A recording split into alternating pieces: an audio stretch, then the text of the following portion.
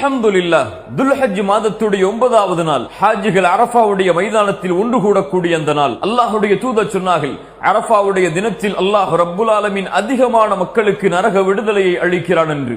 மேலும் அல்லாஹ்வுடைய தூதர் சொன்னார்கள், அரஃபாவுடைய மைதானத்தில் ஒன்று கூடி இருக்கக்கூடிய எல்லா முஸ்லிம்கள் முஃமின்களுடைய பாவங்களையும் அல்லாஹ் அன்றைய தினம் மன்னிக்கிறான் என்று. சுப்ஹானல்லாஹ், அரஃபாவுடைய மைதானத்தில் ஒன்று கூட முடியாத முஃமின்களுக்கு அல்லாஹ்வுடைய தூதர் அரஃபாவுடைய தினத்தில் நோன்பை நோக்குமாறு வலியுறுத்தினார்கள்.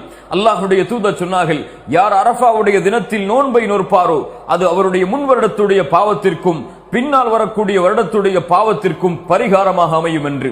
நோன்புடைய கூலியை நாம் பொதுவாக அறிவோம். அல்லாஹ்வுடைய தூதர் சொன்னார்கள், யார் அல்லாஹ்வுடைய முகத்தை நாடி ஒரு நாள் நோன்பு வைக்கிறாரோ 70 ஆண்டுகள் அல்லாஹ் ரப்புல் ஆலமீன் அவருடைய முகத்தை நரகத்திலிருந்து தூரமாக்குகிறான் என்று. அல்லாஹு அக்பர். அரஃபாவுடைய நோன்பை நோற்போம், அல்லாஹ்விடத்திலே பாவ மன்னிப்பை பெறுவோம்.